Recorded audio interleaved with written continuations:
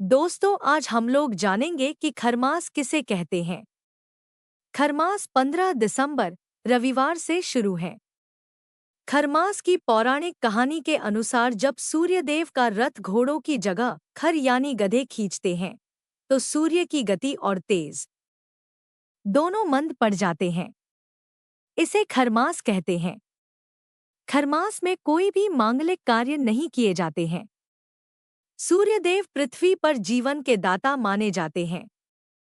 सूर्य के ताप के बिना जीवन संभव नहीं है। सूर्य से प्रकृति जुड़ी हुई है। इस कारण से खरमास में जब सूर्य का तेज कम होता है, तो में कोई भी मांगलिक कार्य जैसे विवाह, गृह प्रवेश, मुंडन, शिशु संस्कार आदि मांगलिक कार्य नहीं किए जाते हैं।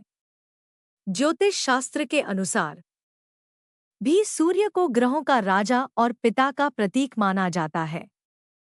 खरमास में सूर्य की शक्ति कम हो जाती है। यह परिवार के मुखिया की कमजोर स्थिति जैसा होता है। ऐसे में मान्यता है कि पिता के तेज की अनुपस्थिति में मंगल कार्य संपन्न नहीं कराए जा सकते। खरमास से एक पौराणिक कहानी जुड़ी है। आइए विस्तार से जानते हैं। खरमास की शिकायत के चलते ही जा रहे थे।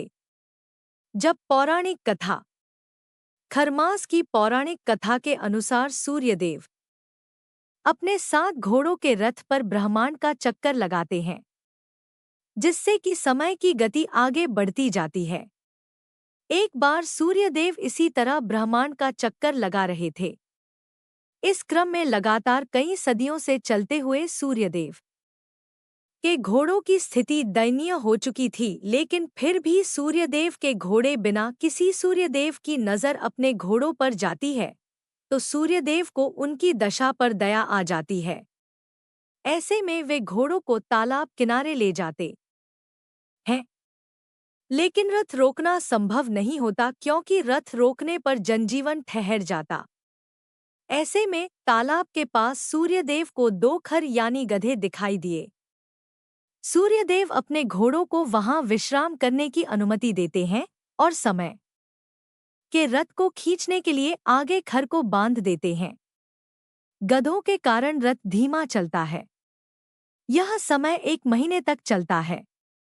इसे ही खरमास कहते हैं। जब तक घोड़े आराम कर लेते हैं, फिर सूर्य उत्तरायण यानी मकर संक्रांति को घोड़े फिर से सूर्यदेव के रथ को खींचकर समय को गति देने में जुट जाते हैं।